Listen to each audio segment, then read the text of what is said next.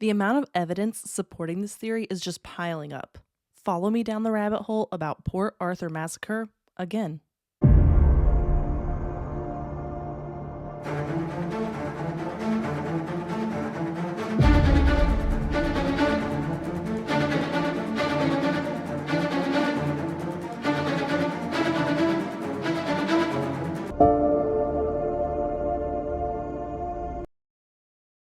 Hello, friends, and welcome to the rabbit hole. I'm your host, Danny, and today we are talking about the Port Arthur Massacre again. So if you did not listen to last week's episode, you cannot.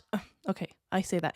You can listen to this week's episode. You just might be a little bit confused. So if you don't know the history about the Port Arthur Massacre and what the official story is, it's really helpful to know all of that information before listening to all of the conspiracies I'm about to lay out for you. And this is going to be a lot. So go back and listen to last week's episode if you have not done that yet, because it's really important. And I broke this up into 2 episodes because the conspiracies, they didn't even do a good job covering this up. They didn't even do a good job. So go listen to that episode, then come back here and listen to this episode. Before we get started, of course, I love to thank our sponsors. So thank you, Wise Wolf Gold, for sponsoring both of my podcasts. Guys, you want gold and silver delivered straight to your house for $50 a month. That's it, $50. It's so reasonable for gold and silver. Go to rabbithole.gold right now. And actually, I just had a listener message me on Instagram, and they told me that they have been subscribed for like 3 months now, loving it. They're just loving it. So follow the other listeners are doing it. If you haven't done it, take the plunge, because you'll want gold and silver when it's time. I promise. Okay, last week I plugged myself a lot. I know it took a lot of time. So this week I'm just going to do it really quickly because I do want you guys to know all the things. So merch store and video content, all of that, it's in the show notes. So if you want merchandise for the rabbit hole, go to the show notes, click on the merch link. If you want the gold from Wise Wolf Gold, go to the show notes, it's in the link. If you want to watch my videos on YouTube or on Rumble, most likely on Rumble, then you can also click on those links. Because of how algorithms work, and this happens in like just podcasting spaces as well, if I don't have a big following, you can't just like search me and it pops up. I've tried and it doesn't work very well. So this happens when you first start a podcast as well on like podcasting platforms, that if you like when I launched Cult Chronicles, because Cult Chronicles didn't have a following, I couldn't actually find it in the search engine. So if you can't find me, that's because I don't have enough people following me. So click on the link in the show notes, or you can message me or email me and I will send you the link so you can find me. So thanks, guys. I really appreciate it. Let's dive in. So maybe Port Arthur Massacre was all done to disarm Australians, right? Like that's the theory, because it's adding up to that very quickly. Like, what if Martin Bryant didn't do it at all? Because all of the evidence is pointing to the fact that this guy wasn't even in the area of Port Arthur when the massacre happened. They never could figure out a motive for why he would do such a thing. Like they pointed to like the seascape thing as being like, oh, his dad got, bought out, or they bought it before his dad could buy it. But like, okay, but what about the massacre? And he wanted to plead not guilty before he was convinced by his court-appointed lawyer to plead guilty to these crimes. He was like, I didn't do it. But he's very low IQ. We have to keep that in mind, that his IQ is like 66. So let's talk about the eyewitnesses first. Let's get into the eyewitnesses. These are people that were at the shooting. They were victims of the shooting. They were inside the Broad Arrow Cafe. And one of these witnesses said, quote, "He was not the man who shot me," talking about Martin Bryant. He said, quote, "The gunman seemed about 20. He had long, bedraggled hair about 3 to 4 inches below the shoulder. He looked like he might have been or have had a lot of acne, a pitted face. I think I probably would identify him if I saw him again," end quote. This same witness, we're going to talk about a lot of witnesses. I didn't name each of them, but this witness, he told the police during his witness statement that he would probably identify him. This guy wasn't him.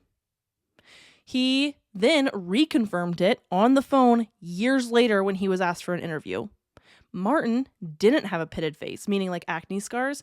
And at the time of the massacre, he didn't have below the shoulder length hair. So both things have been confirmed by both his mother and by original images of the shooter and of Martin Bryant at the time.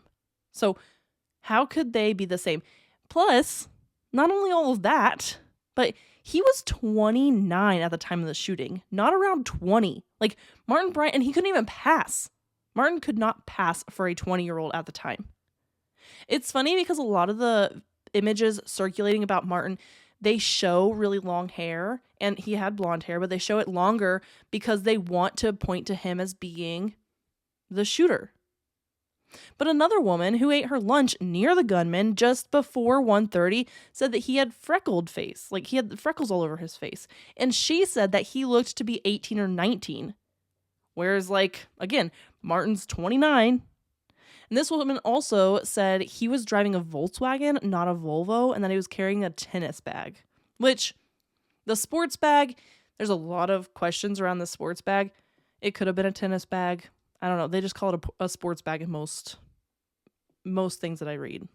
And still another man said that he was in his low 20s. And there's one person that put the shooter between like 20 to 25. 25 is the oldest that any eyewitness ever put the shooter. 25.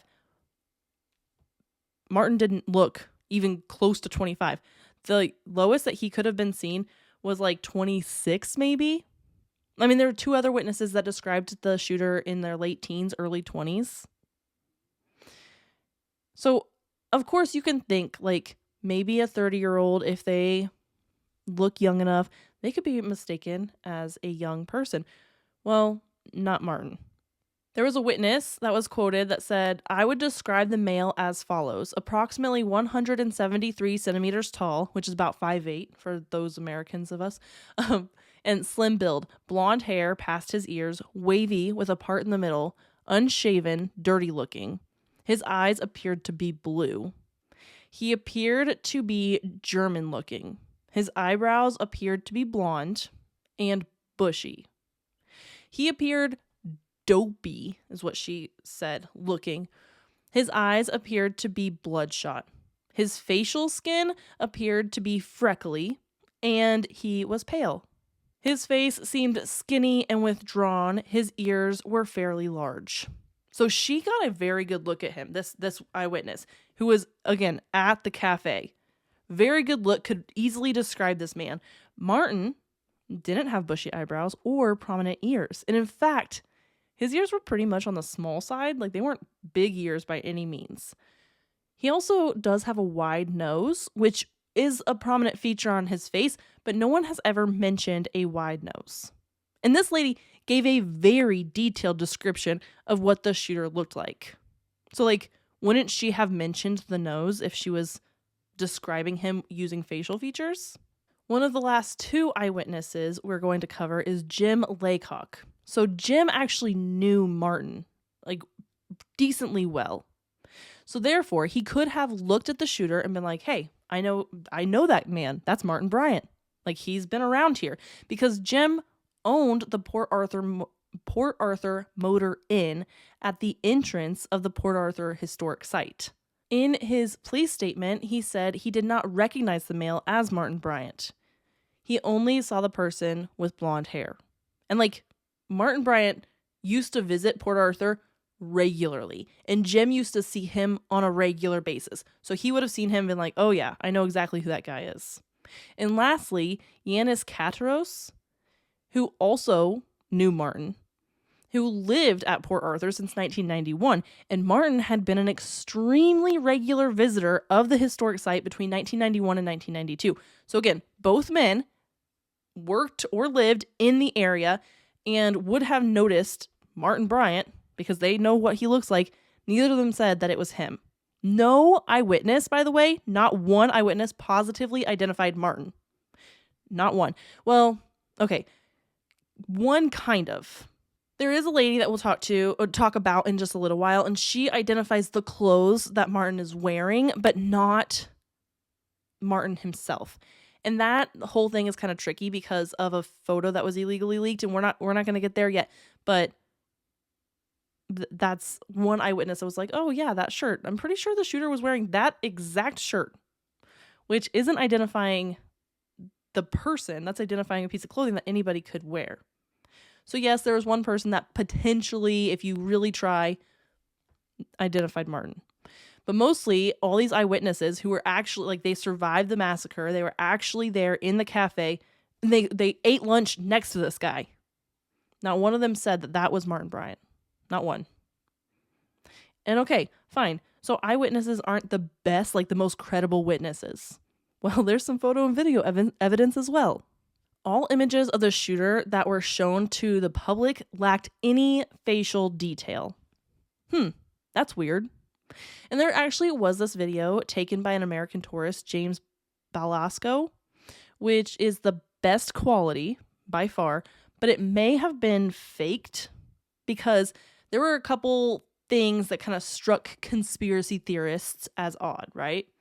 So firstly, in this really well taken, like perfectly shot video, which is a red flag in itself, the facial area of the shooter was like washed out. Everything else was like in contrast, and it was like it looked well taken except for the facial area, as if the video had been tampered with to wash out the facial area to where you couldn't really tell who it was. Secondly, in this Belasco video, the shooter is carrying the sports bag on his left shoulder, and that seems silly, right? Like, why do we care about that? But in another video that was taken by another couple, this video was actually handed over right away to the authorities, the shooter had the bag on the right shoulder. So now we have two contradictions. One of them, which wasn't handed, the Belasco video was not handed over right away. They held on to that for like 10 days, whereas this other video was handed, they're like, look, we got a video of the shooter. The bag is on the right shoulder. So now, which video do we trust? Especially if the facial features of this Belasco video is washed out, like you can tell that it's been tampered with. Some people believe that the Belasco video is actually like a remake. It's like a bunch of people like standing around remaking a video so that way they can turn it in as evidence, even though, because it was turned in like just a few days before sentencing. So it wasn't like they got this video right away. And also, like in this video, they had the Belasco video, they had cars that were parked in the parking lot behind the shooter that were not the same cars that were in all the pictures and images and videos from the day of the shooting.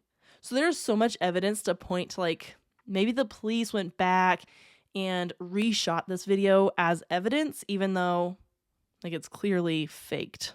But we got to talk about the sports bag, because several witnesses remember seeing the gunman put the bag in the trunk of his car before driving off. People, like, remember this. They're like, oh yeah, he took it, they put it in the boot. That's what they all said, because it's Australia.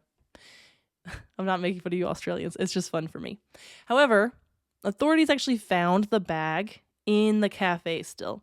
And the bag they found had a knife in it with blood on it from the Seascapes owner, David Martin. As if, like, Martin Bryant killed David, put the bag in the sports bag and took it with him. Put the knife, in the sports bag. But, like, the thing is, his girlfriend, the one that was with Martin when he bought the bag, she said that they bought the bag together, that she was there, but there's no actual proof or, like, transaction of any purchase from any stores in town where the bag may have been purchased. And this girlfriend and Martin had only been together for 2 months prior to the massacre. So if she was with him when he bought this bag, it had to be fairly recently, like within the 2 months before the massacre.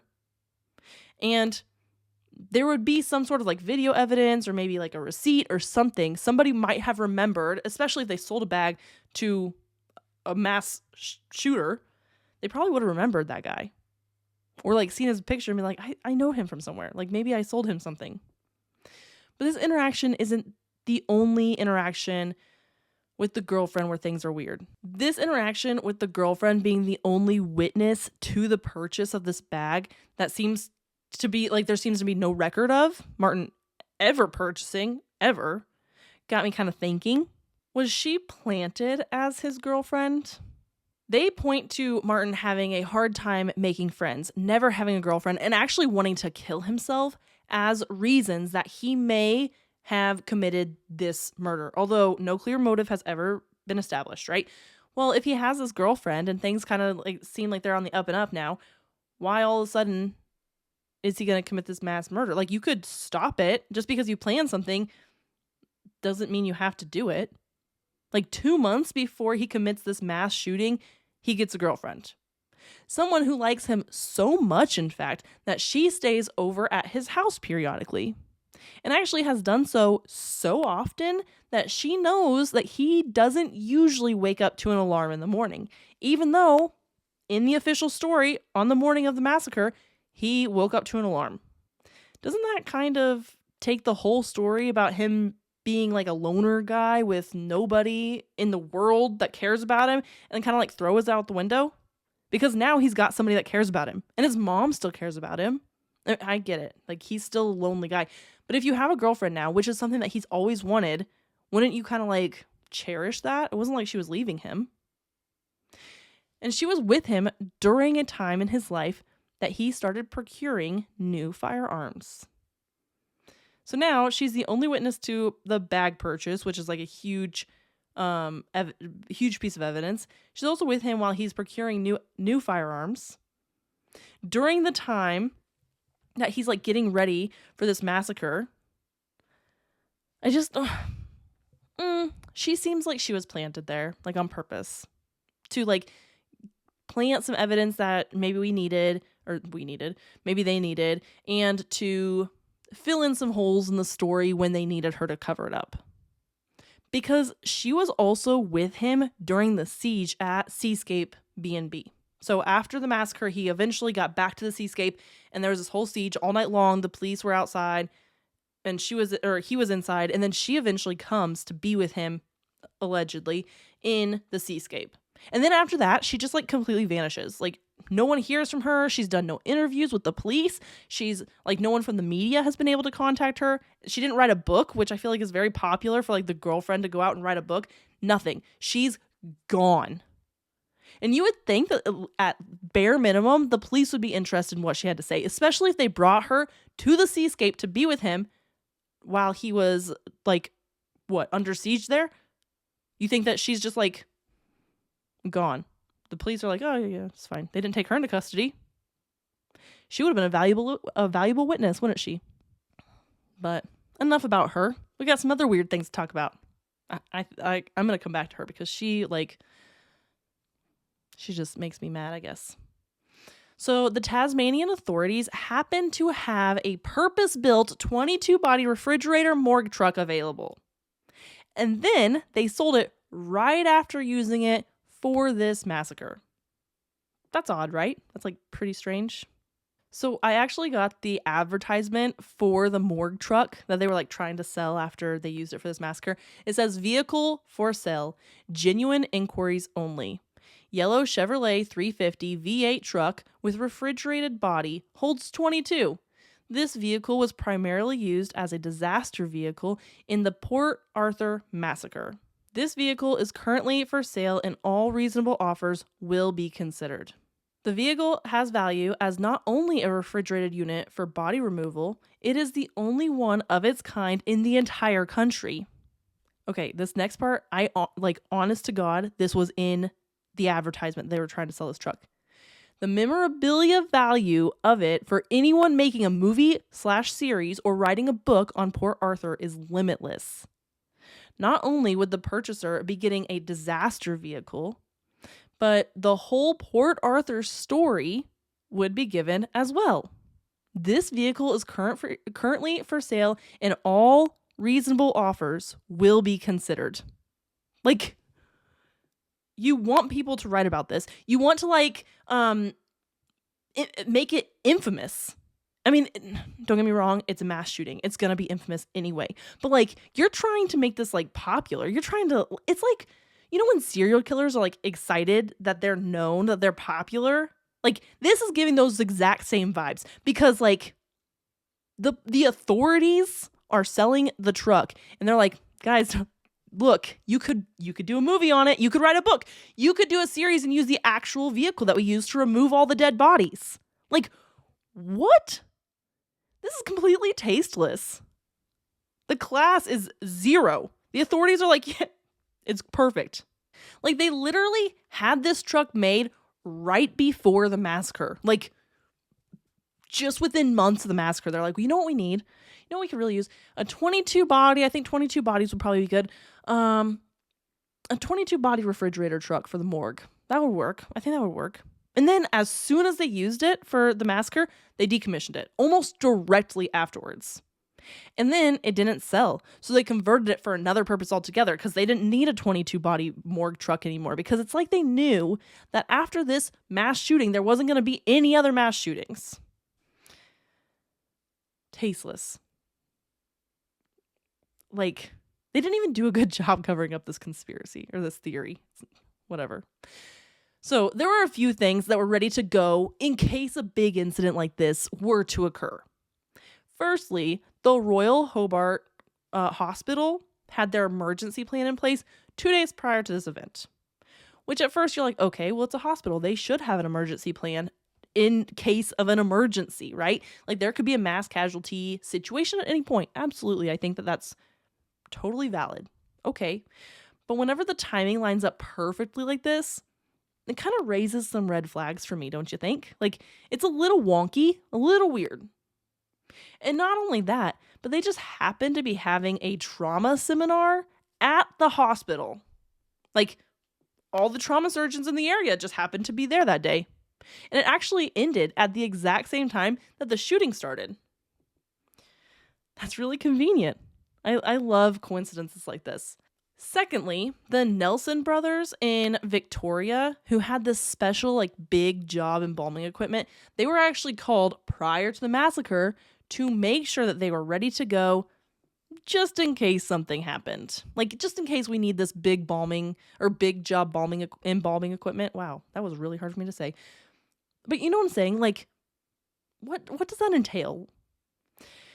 It's a bunch of weird coincidences. And I mean, there's a bunch of weird coincidences.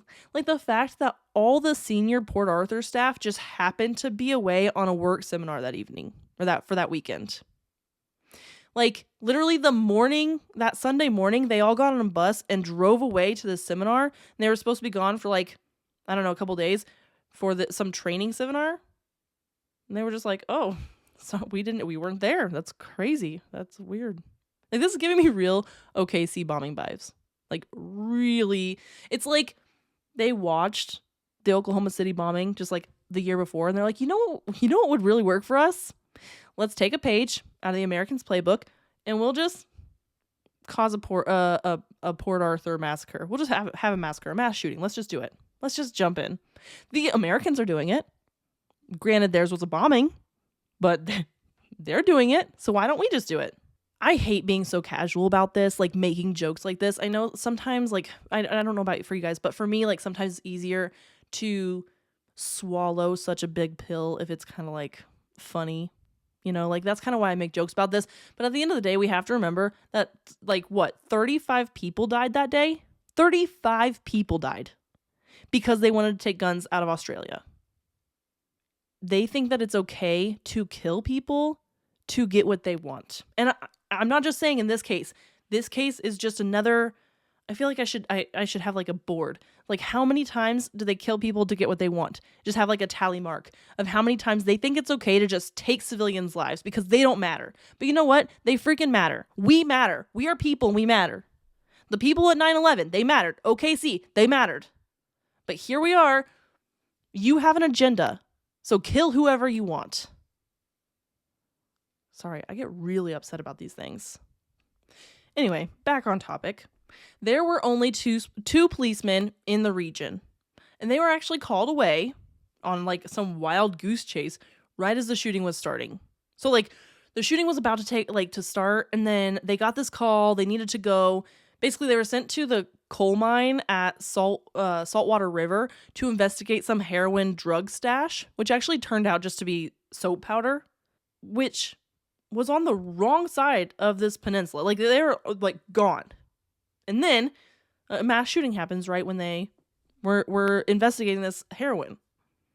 It's almost as if it was planted that there was a reason to call the police away. Like, they planted this soap powder to call the police away, so they had something to investigate over here while we're doing something over here.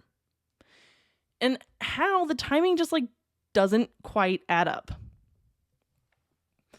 At the time he was apparently killing the Martins at Seascape, he was also at a service station 57 kilometers away, which for us Americans, it's about 35.5 miles.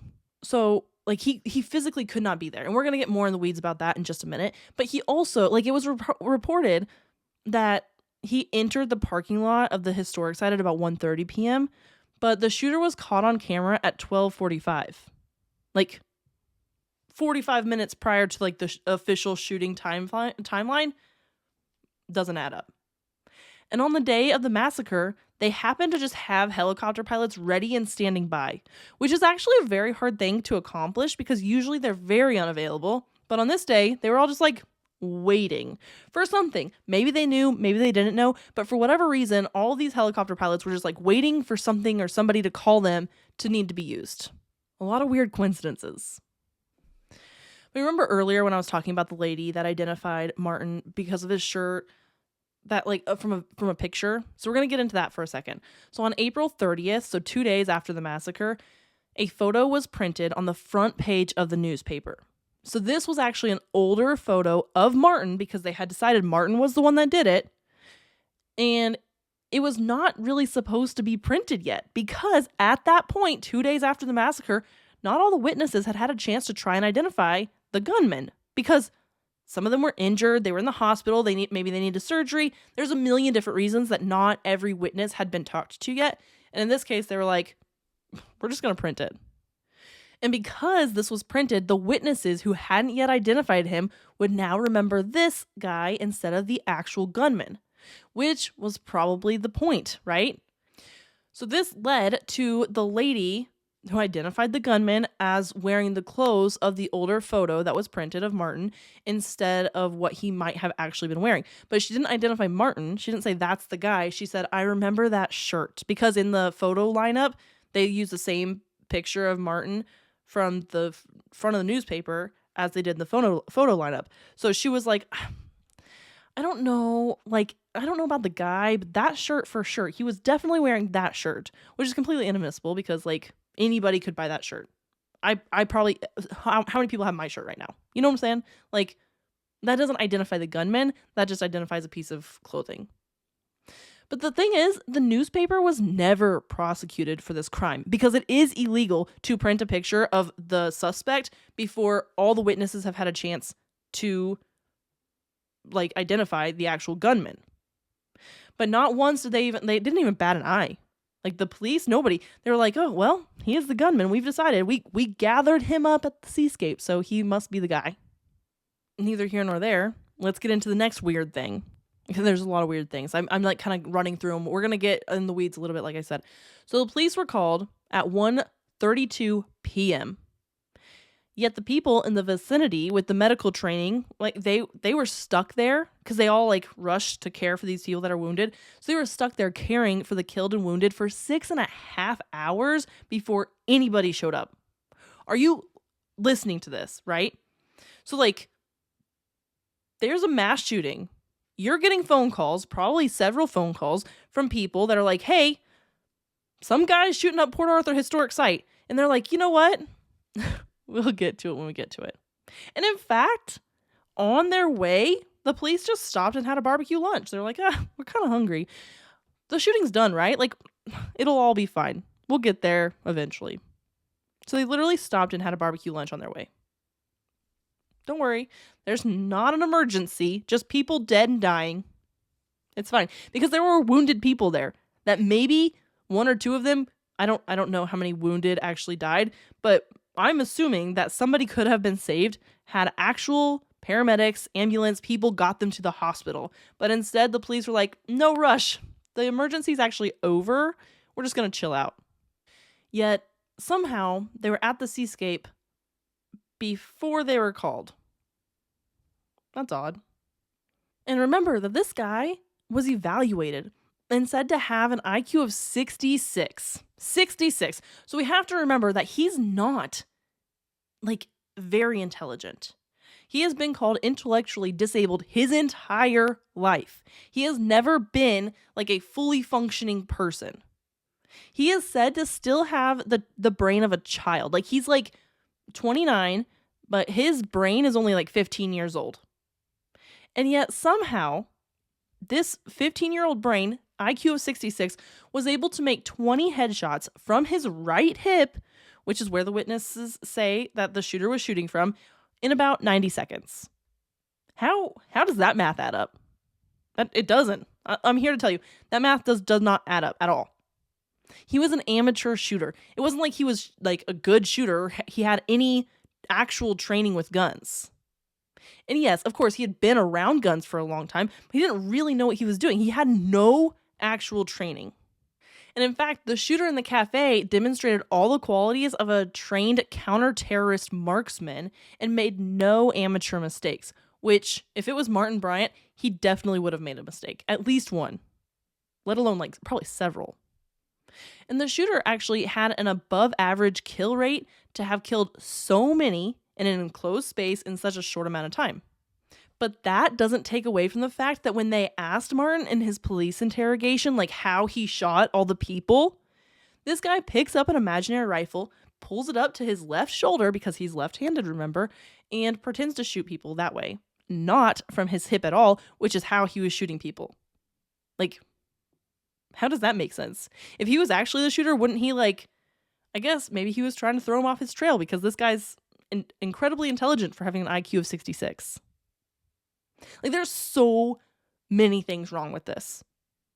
Not to mention the fact that he told police that he had never shot a gun from his hip. Not even one time. So, again, if he's never shot a gun from his hip, how can he make 20 headshots in 90 seconds from his right hip being left-handed? And then the police interrogation of Martin is a whole nother matter altogether. So the equipment kept malfunctioning, so the conversation was constantly being interrupted.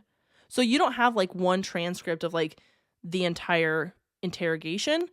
It just like keeps like skipping around. So the video is said to be just like atrocious. It's just awful. Like you can't really put all the pieces together just watching the video or the audio.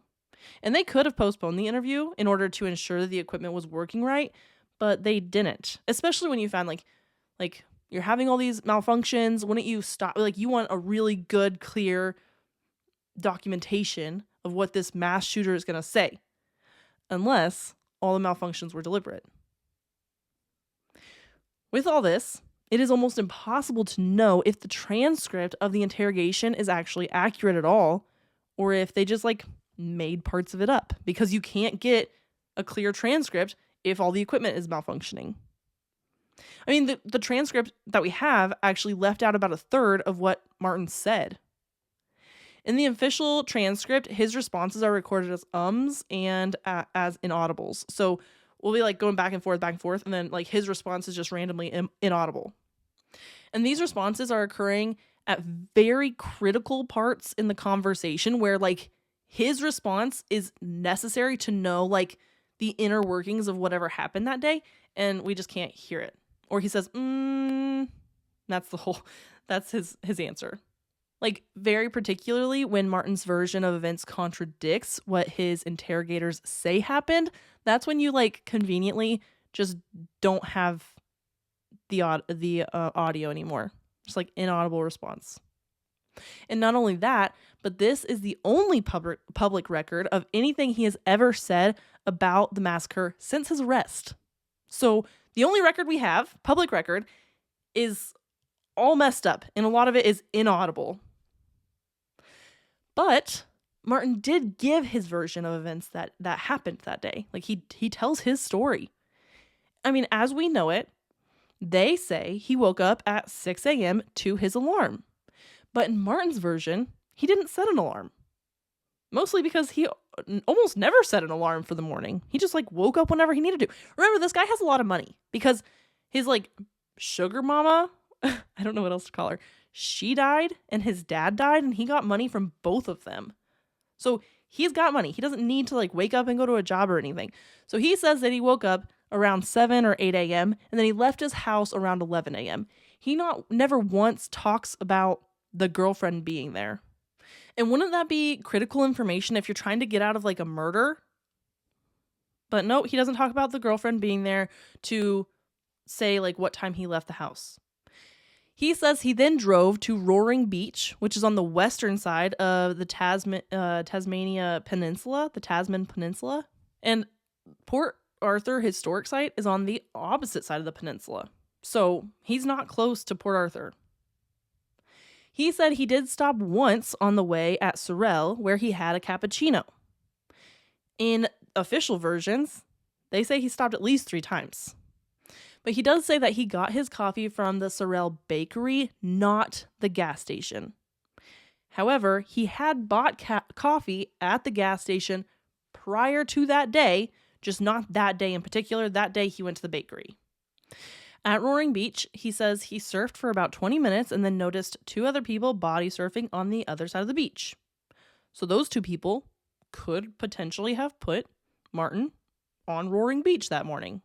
But anyway, so this actually could account for the employees at the place where he got coffee remembering him saying he was going surfing. Because remember, that was in the original story, the official story. It's like the employees thought it was weird because the ocean was calm. All that could still be true.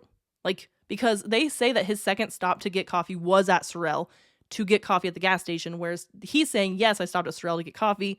I talked to the employees, but I went to the bakery side, not the gas station side. So those things could be true. Absolutely. He says after that, he dried off in the sun because he only surfed for about 20 minutes, probably because the ocean was pretty calm.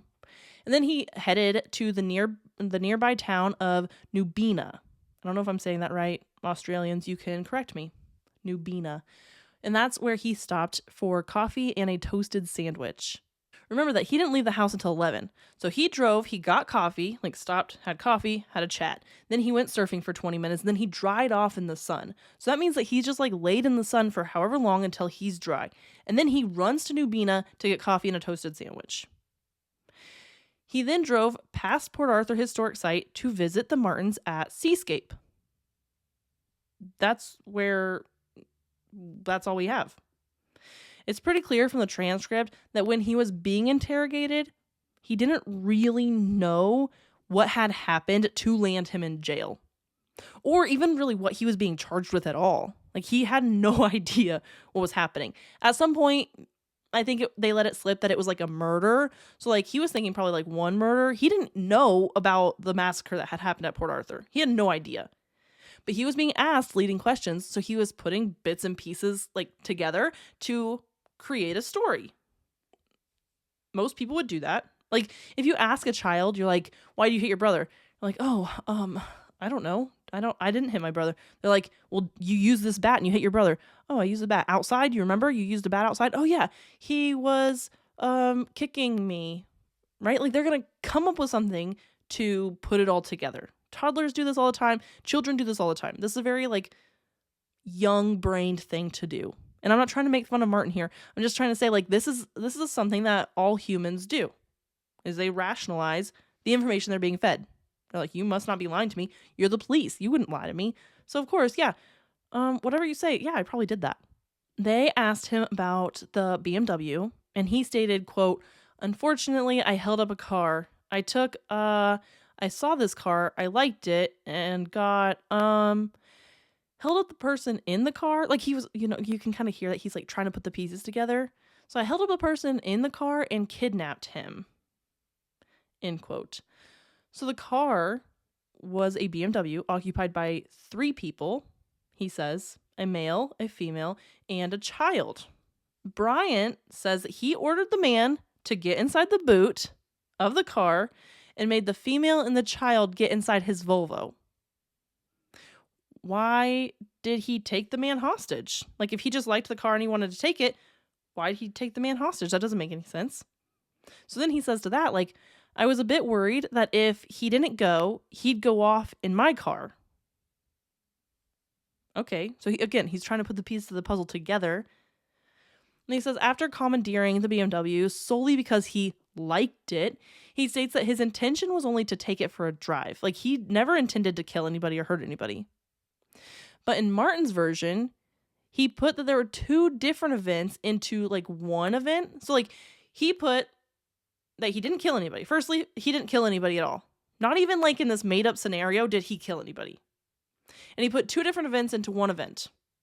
Like, where he kidnapped the person and he stole the BMW. Whereas in the official story, right, those are two separate events where he killed all four people in the BMW and stole it. And then he went to the gas station and he kidnapped the man. Those are two separate events in the official story. But in Martin's version of the story, it was all one event and he didn't kill anybody.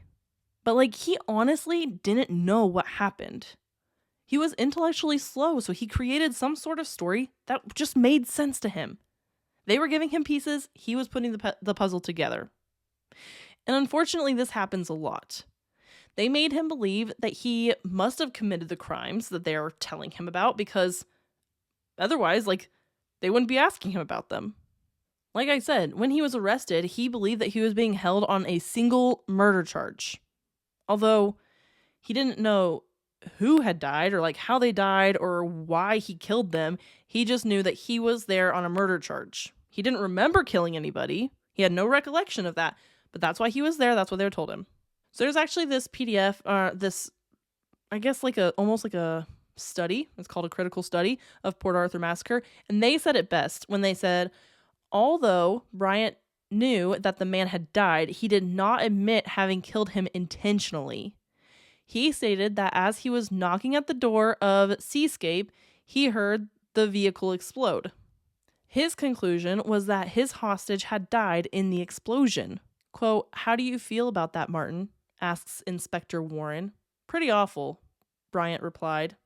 A statement which in itself proves that Bryant is capable of remorse when it came to someone whose death he had genuinely believed he had caused. However, inadvertently.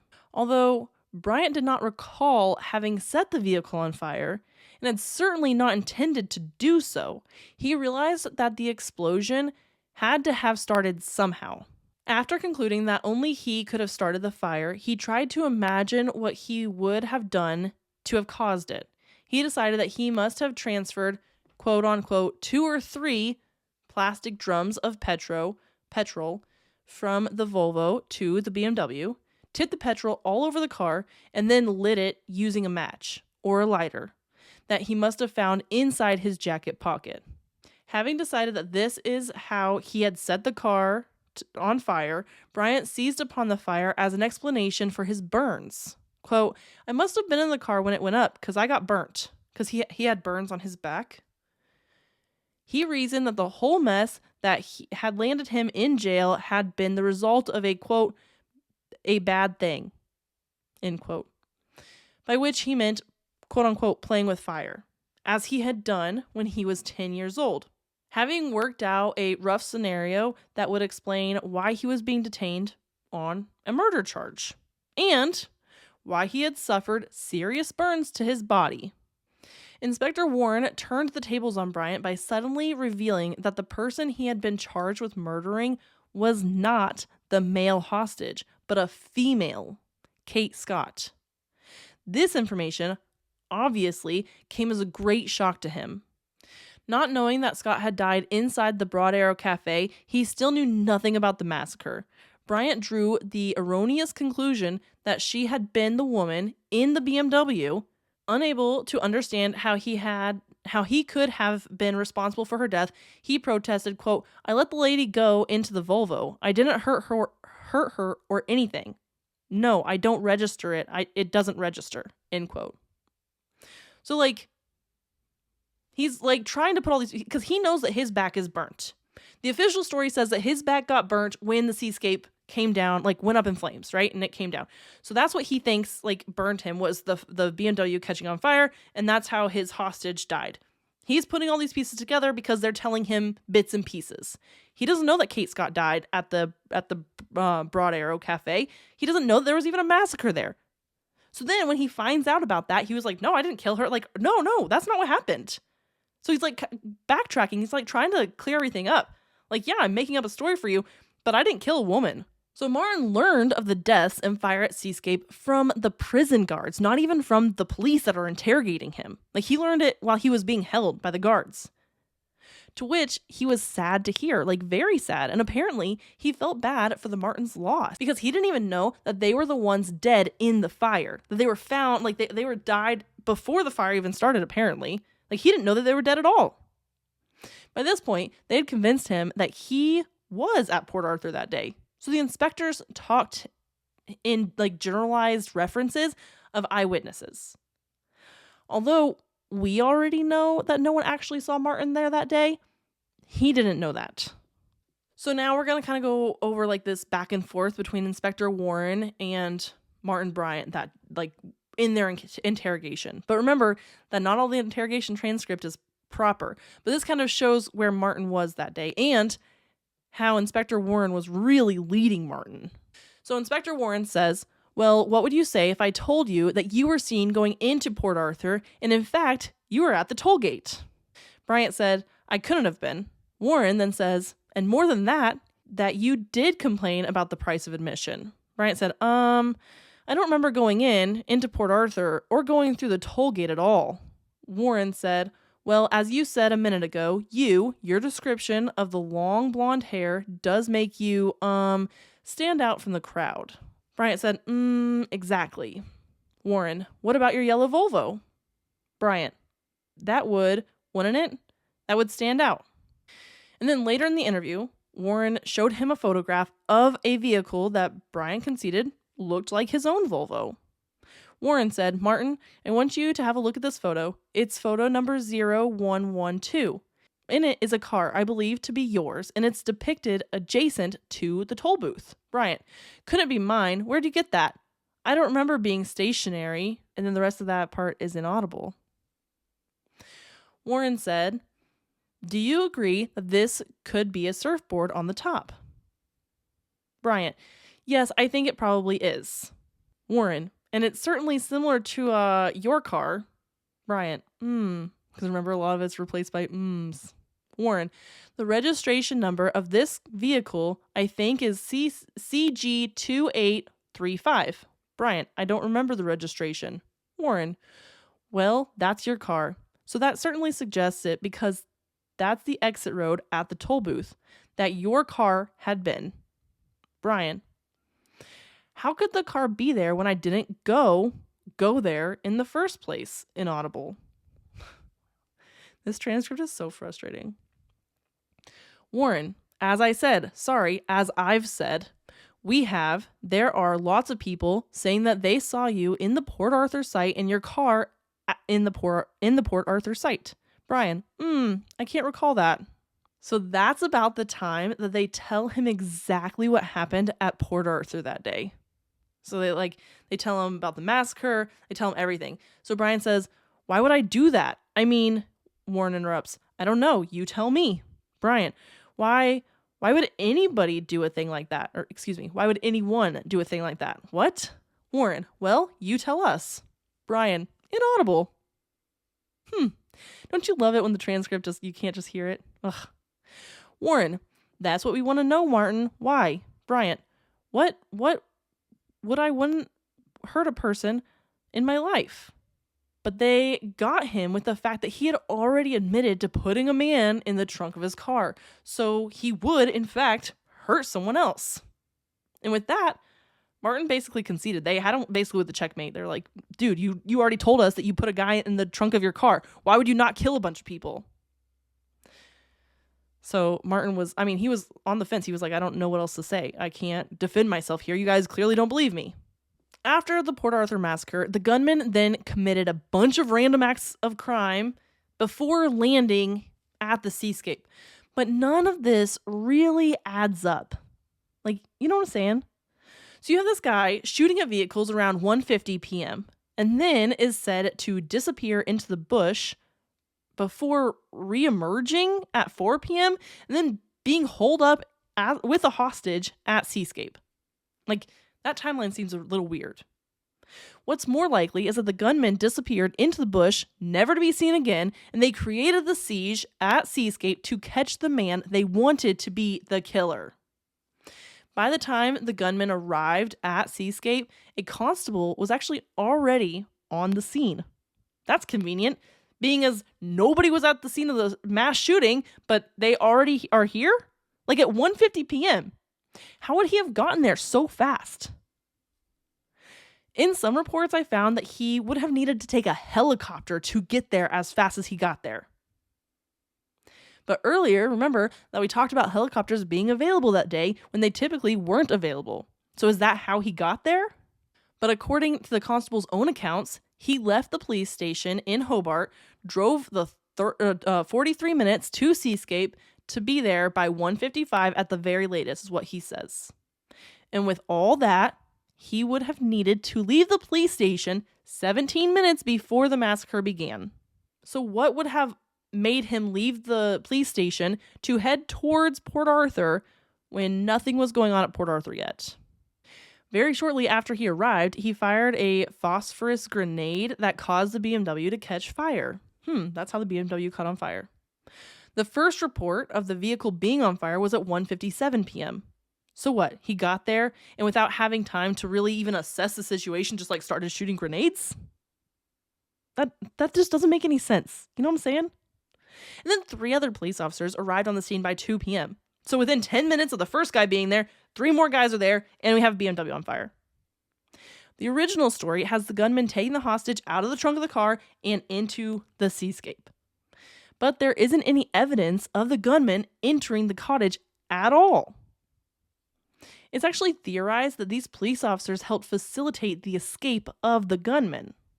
But somehow these police officers knew not to go to the original, the site of the original massacre because the shooter would be at Seascape. That doesn't make any sense. Maybe what could have happened here is that the actual gunman left on the same helicopter that the first constable arrived in. Because we have the introduction of this character, Jamie. So Jamie was at Seascape and made a number of phone calls between 3 and about 9:30 p.m. Jamie is the person that's inside the Seascape. He's the one that got the hostage. He's the gunman. He is it. They say that Jamie is Martin, but Martin using a fake name is what they say. And Jamie, is making these phone calls, and he just happens to know the exact right number to call to talk to Sergeant McCarthy. And he initiated most of the calls, with only one exception when an ABC reporter actually called him. But it does make you wonder, how does Jamie know the exact number to call to get to Sergeant McCarthy? That doesn't make any sense. But we think that Jamie wasn't working alone. He wasn't in the Seascape alone that day because while Jamie was on the phone, mid-sentence, a shot can be heard. So, that wasn't Jamie. So we know, there's at least one accomplice, and Jamie actually referred to that shooter, the person that shot that shot while he was on the phone, as Rick. So there's another guy in there. The thing is, it seems as though Jamie had no idea what had happened earlier that day at Port Arthur, suggesting that the two events could have been isolated, or, in my favorite opinion, is that Jamie was actually an officer and he was told that he needs to go to the Port Arthur and they're going to do this exercise, and Jamie needs to be the gunman, and play so that way they can do this scene and basically do an exercise for the officers. So Jamie was just another police officer. He didn't know the bigger picture. In one of the phone calls, Jamie asked the officer what happened at Port Arthur, and the officer was like, "We were hoping you could tell us." And then Jamie was like, "Was anyone hurt?" And he said, "Yes, quite a few people were hurt." And Jamie was like, "Were they killed?" And the officer tried to kind of play it off and didn't really say anything. And eventually was like, "We're trying to figure out if the incidents are related." And Jamie replied that they were not related. So Jamie was like, "I didn't do that. Whatever was happening over there wasn't me." Jamie never did reveal why he and Rick were even at the Seascape and why they had taken a hostage in the first place. They never asked him either. They weren't like, "Why are you here, bro?" And he never said. Many think that this siege, like I said, was a police counter-terrorist exercise organized around a hostage-taking scenario that was just for the police outside to practice. Which sounds kind of far-fetched, I think, but also it makes the most sense. The Port Arthur gunman started there using a knife that had at some point been touched by Martin. Martin's girlfriend could have easily provided that knife to the gunman or the people that were setting up this whole situation. Then the counter-terrorist exercise happened later that day. Although, here's the thing that doesn't make any sense. They have this counter-terrorist exercise, right? Jamie is a police officer. He's told, you're playing this role. Go in there. You're a hostage guy, like whatever. We're going to have these police out here, and they're just learning how to negotiate a hostage situation. It's just an exercise. Don't you worry, Jamie. And he's like, all right, cool. So he knew his role. He had this role. Well, if Jamie is just a police officer with a role, where are the Martins? You know, the people that actually own the seascape? They're supposed to be dead inside. So if Jamie isn't the gunman, he has no idea what happened at Port Arthur. He's not Martin Bryant. He's just a police officer playing a role. Don't you think that he would report these two elderly people, this couple, dead at the seascape? Like, where are they? Because the knife that was found over at the Broad Arrow Cafe inside the sports bag, it had both the blood from David Martin and from Martin Bryant. So how did they get that? How did they get that blood? How did they get that knife? Where is David Martin? Because they don't mention him at all being in the seascape until the fire, right? The fire burns down. They find him in there, dead. That's weird. But the purpose of this counter-terrorist exercise was to provide for the capture or death of Martin Bryant. That's the whole reason that they had this, because then they could tie it to Martin Bryant. They obviously did some surveillance into him to know. And they often do this where they use intellectually disabled people because they aren't fully there to think through all the different things. They're easier to manipulate and easier to take advantage of, unfortunately. So they do this type of situation. So it's not that Martin was actually being followed and was abducted potentially from Nubina that day and then delivered to Seascape. But also he does say that he drove to Seascape himself. But if he drove to Seascape, wouldn't he see all the other things going on? I think he was drugged. I mean, how else did he get there? And that actually makes sense because that's the last thing Martin remembers, like I said. He doesn't remember how he got the burns on his back. And he doesn't talk about what he did after the coffee and toasted sandwich he got, besides, he drove to the Seascape. But maybe they told him that he drove to the Seascape. I'm thinking that his food or coffee was drugged.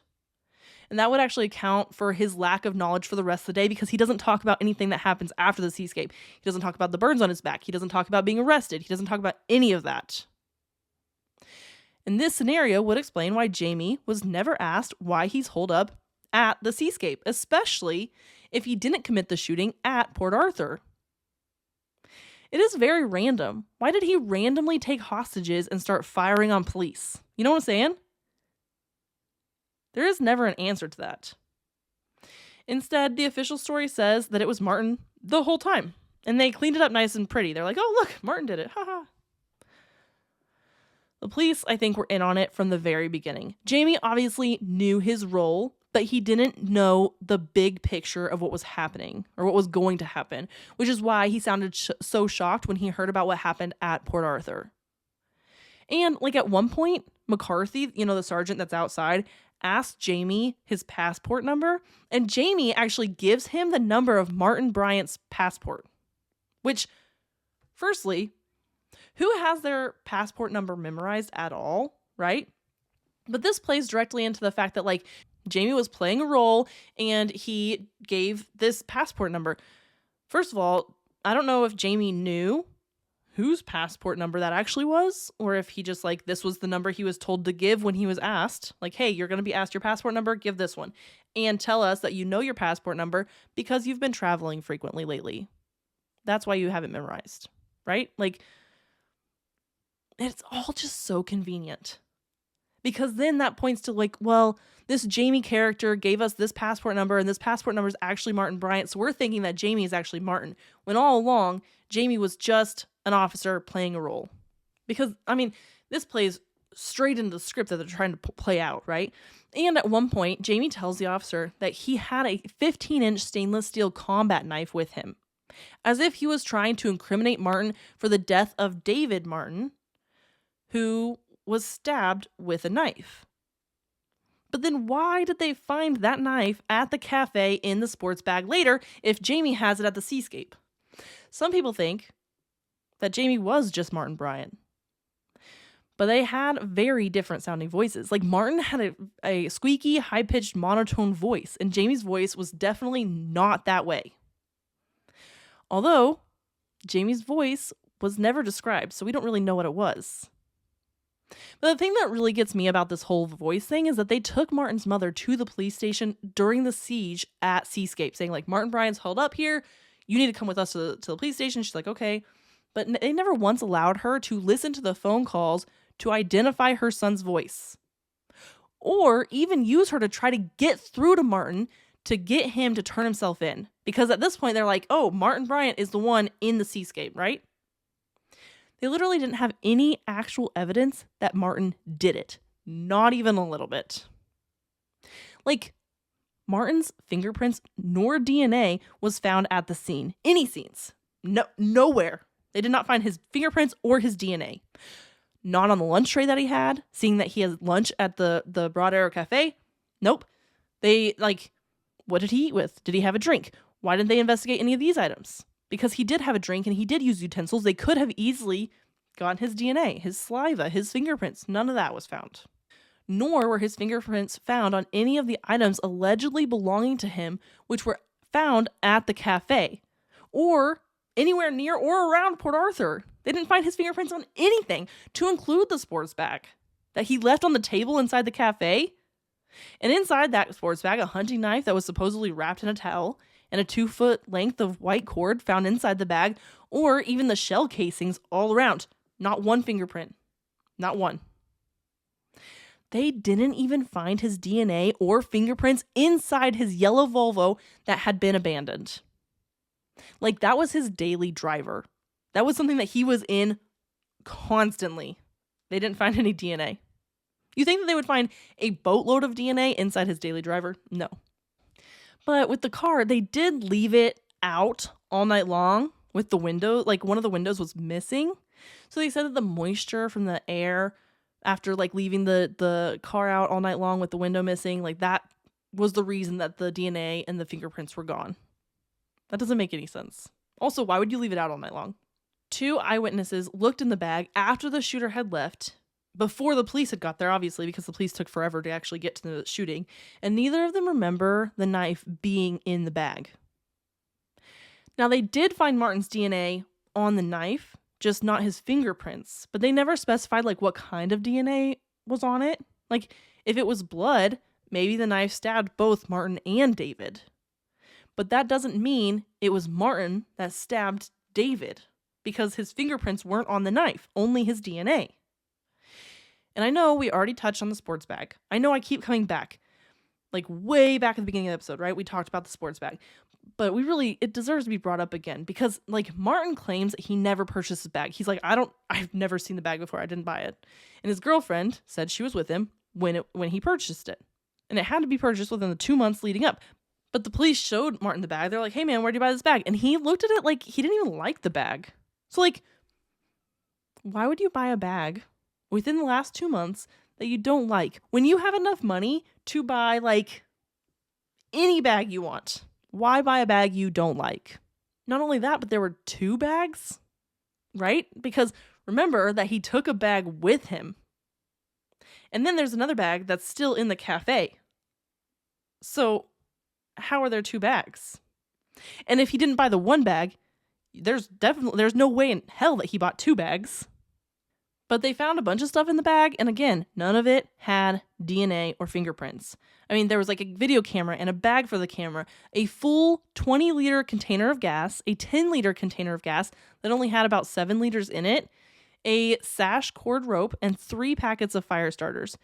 and not one person is on record remembering selling any of these items to Martin, nor is any of his fingerprints or DNA on it. You would think that buying so much gas would raise some sort of red flags to someone, but apparently not. Nobody remembers selling it to him. Maybe they remember selling it to somebody else, but nobody else committed these crimes, right? The prosecution claims that Martin used 2 firearms in the massacre, a Colt AR-15 semi-automatic .223 rifle and a Belgian FN FAL semi-automatic .308 self-loading rifle. Both rifles were recovered at Seascape, although neither of them were in the main building, which is where Martin was held up at. They were found in the outbuildings, which, okay, let's unpack that for a second. You've got 2 guns. You're shooting at police. You're having this whole standoff with police. You have a hostage, right? But you don't have either of your guns with you? They're out in some outbuilding? How does that make any sense? And the problem is the earliest reports from the media and eyewitnesses, they mention the Colt AR-15. They do mention that. And one witness said of the gun used in the massacre, quote, looked like a standard SLR, meaning self-loading rifle, service semi-automatic, end quote. Which, fine, one of the guns matches, but the official story says that AR-15 was the one used, not the FN FAL. And in fact, the day after the massacre, the Examiner reported that the police had found 223 millimeter Armalite M16 at Port Arthur. Nothing had been heard since about the weapon that was found that day inside the Port Arthur historic site. Then, on May 1st, 1996, the West Australian told the public that 2 weapons had been used, a 5.56 millimeter Armalite AR-15 and a Chinese-made SKS 7.62 millimeter assault rifle, which is interesting that it took only 2 days for the Armalite M16, the prohibited import, to disappear from the public record to be replaced by a weapon which they could legally buy and sell in Australia. Almost as if they were trying to push gun control, and they couldn't really do that as effectively if the guns weren't legal in the country. This whole thing was done so sloppy. Like, if anyone even attempts to look for the truth, it's easy to find. It's everywhere. They did such a terrible job. But this allowed for the implementation of stronger gun laws, which the newly elected prime minister pushed aggressively, let me tell you. It is interesting to me that within a month of John Howard getting into office, this massacre happens and allows him to get his policy pushed through with bipartisan approval. That's interesting. Almost as if he planned it. And the gun laws are still incredibly strict. I mean, so the problem is that once the gun laws get that strict, it's really hard to get them back. And we talked about the gun laws a little bit last week in last week's episode, like how you can still get a gun license in Australia. It's legal, but they have really strict background checks, which I think that background checks are totally reasonable. They have a cool off period. So once you apply for a gun or apply for a license, you have to wait a mandatory set amount of days. And I don't know exactly how many days you have to wait. But then when you're asking for the gun license, you have to give them a genuine reason as to why you need the gun license. And self-defense is not a genuine reason. Because, if someone's breaking into your house, just call the police. They may or may not show up in 6.5 hours after a massacre. I wouldn't trust the police after that. That really got me. You're not going to show up for 6.5 hours after a mass shooting has been reported? What about all the evidence you're losing? What about the people's lives that were at stake? But they don't care, because you know what they got? Exactly what they wanted. Exactly what they wanted. This one sent me down a dark rabbit hole, guys, and I went hard. But there's so much evidence.